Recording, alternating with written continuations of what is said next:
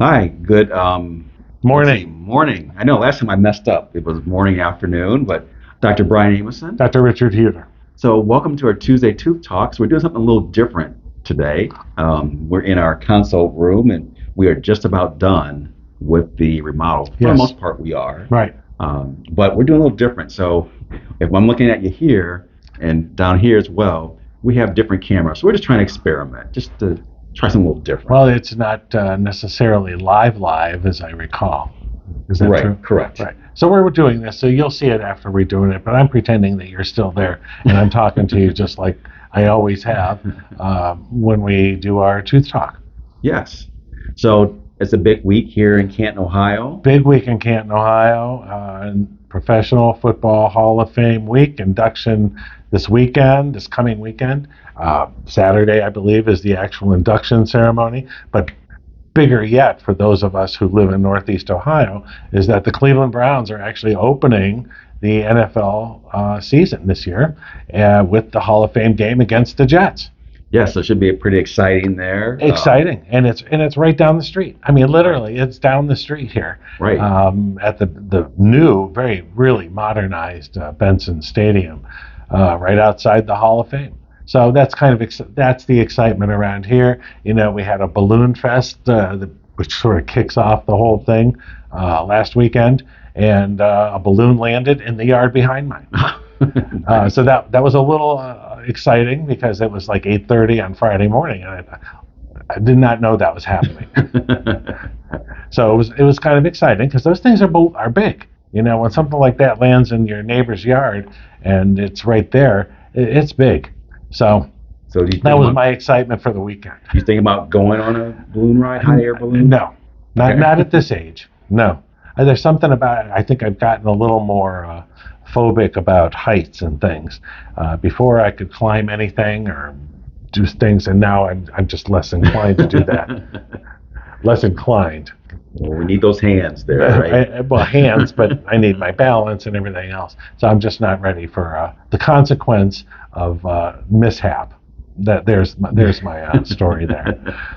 So we're here to talk about some other things, though. Right. So speaking about mishaps, we're talking about three like main dental problems, and there's um, lots of dental problems that we can discuss. And with this format, it's going to be interesting. We're going to just basically kind of get the basics of three areas, but there's three major problems. It's cavities, tooth erosion, and gum problems. So today we decided to focus on Cavities, which kind of I think merges a little bit more into the erosion part. But we're talking about the teeth themselves. yes. You know, not the surrounding tissues and so forth. I mean that's another kind of problem, which Dr. Amison said is gum problems. Right. And pretty much this is a pretty wide encompassing subject, It is. and we're not going to get through the whole thing by any stretch in the next 10 minutes. It's like trying to do the capsulized version, Cliff Notes of dentistry. We're not able to do that, of course, with any reasonable urgency. So here we are. So Yes. cavities, and I was willing to give a perspective because I've been around a little bit longer. Doesn't mean the quality is any better. Just my observation over some extended period of time, over 4 decades, actually 5 if you include, the part when I was in dental school too. Oh wow, memories. So memories, but cavities. Okay, so I think cavities are actually a little bit less of a problem than they used to be, but the nature of them and the speed with which people seem to have cavities, decay, caries is the actual technical term of the disease of the tooth. So, people would come in back in the olden days, in the early '80s and late '70s, and people would come in and they'd have a number of cavities, but that's probably and that definitely is because they hadn't been to a dentist in years. And they came in because one of them was starting to bother them, and then you'd see, literally a dozen other teeth that might need attention. Nowadays, they come in one time, and then maybe just a year later, or even 6 months to a year, people come in and have the same number of cavities when they literally did not have any the appointment before. So that's becoming a little more of an issue. The speed, I think, with which the disease is attacking some people's teeth, and there are a few issues, a few causes, I guess could come up with. So what would you think? What do you think causes that speed, that change in having cavities? Well, I think there's probably two main causes. One is diet. Things that people knew that in 1980 that you were drinking Pepsi and Coke and 7-Up and Mountain Dew, and you did it for years, you're going to get cavities. Well, people have kind of morphed, I think, into some other kinds of drinks, energy drinks, power drinks, whatever they are, which have kind of hidden acid and hidden sugar. The other things were pretty well defined. You were drinking it, you knew you were attacking your teeth. These other things you're drinking because it's giving you more energy or vitamins or just rehydrating yourself. But like I said, those hidden acids and sugars, I think, are attacking people's teeth more rapidly and insidiously. Ooh, the word insidious. Because people don't think of it as being a big can of sugar, or a can of sugar and acid, like Pepsi or Coke or Mountain Dew. So it's getting into their systems, or some other diets, fad diets that might, drink lemon water, or, diluted lemon water. Well, lemon's an acid. We've talked about that before. That will attack your teeth rapidly. And then the other is, I think, medications over time, side effects of general medications that might be prescribed by your physician. Dry mouth. I mean, that's become a huge thing.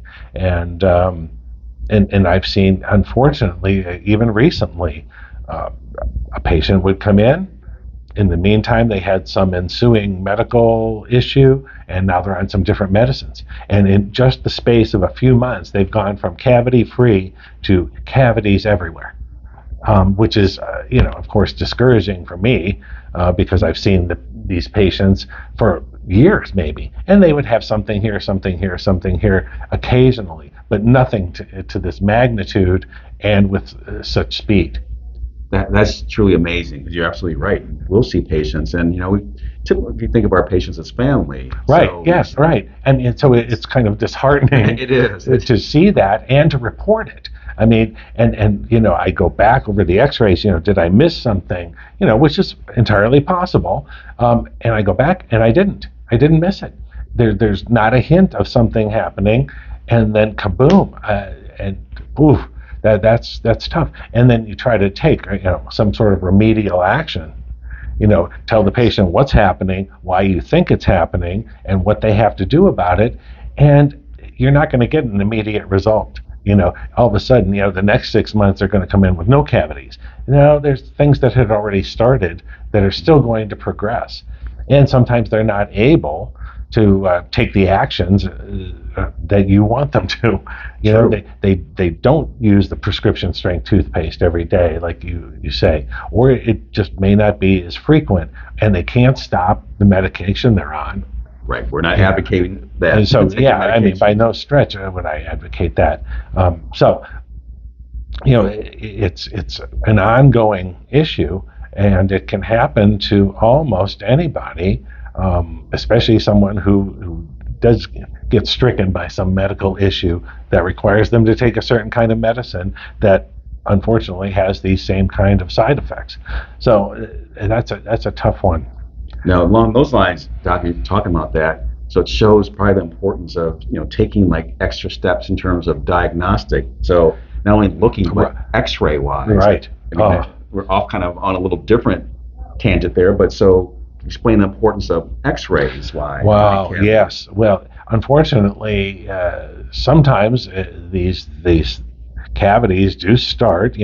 Well, now you can see them, and maybe it's a routine X-ray survey that we take usually once a year, called bite wing X-rays, and about every 5 years we'll take an X-ray survey of your entire mouth. sometimes with a panoramic machine that goes around your head, or the individual x-rays of all of your teeth called a full mouth series. Um, but the x-rays show us things, partly what's going on between teeth and underneath the gum tissue, but also how serious it is. As I said, sometimes you can see little small parts of evidence that, okay, a cavity's starting, and then you look at the x-rays and go, this is a problem. And it's not just that one spot. It's, like I said, several other places in the mouth, and maybe farther along than you expect, than just that what that pinhole looks like has exploded into the tooth. So that's why x-rays are important, because you don't want to minimize the importance of what, no, I think you have a cavity, okay, and then look at the x-rays or not take the x-rays. There's the bigger problem, Right. Not taking the x-rays and thinking you've solved a problem, and find out later that, geez, I should have taken the x-rays right then, and found these other ones that are starting to occur before they become bigger problems. So x-rays are extremely important for what we do, and they're still extremely valuable, and they're so much safer than they used to be. That's the other thing that I think we lose concentration on, is that there's so much less radiation, and we get instant results, and we're better at taking them and better at reading them. I mean, there's just so much improvement that has taken place, over the decades, but particularly probably in the last 13 years or so, since digital X-rays have really taken off, and become safer for everybody. For us too, because there's just less radiation in the office, period. When, even though we might be taking more, there's still less radiation. So that's important. And we can segue into the other subject that Dr. Amison mentioned, was erosion, which again is a consequence of stress and acid. Diet perhaps, but I won't get too far into that. But I think erosion has also become a bigger problem than it ever was, and I don't know if it's because we're recognizing it sooner and in younger patients. Grinding, clenching.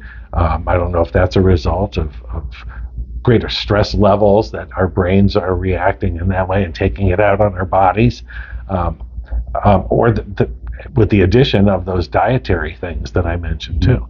The acids and different drinks and so forth.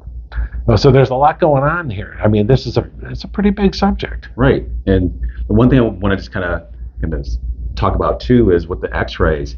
And typically we would take x-rays just of the back teeth, but now we find, we can't see things in the front. So, we may not take an x-ray of that front area every time, but those teeth are just as important as the back teeth. Well, they're certainly just as important. And again, not as common as in the earlier times. You knew when someone had a cavity in a front tooth because it was a big black spot. Now some of these are a little more insidious, smaller cavities between front teeth in people who shouldn't really be having this. Right. So what is it that's causing them? I'm going back to the diet issues. Right. So you're attacking even your front teeth, which shouldn't really be affected, and are easier to take care of, for that matter. I mean, they're right in front of you when you brush your teeth. You're not going to miss your front teeth. I mean, you may miss your back teeth, but you're not going to miss your front teeth. The front teeth, we're to go to like a Hall of Fame football analogy. So then your back teeth is being more like the lineman, like the brunt of everything. And, and the front teeth like the quarterback, just the glamour. Right, exactly. Which we had that subject, the social six. Right, there the we six go. Front teeth. We did have that subject on the previous Tooth Talk.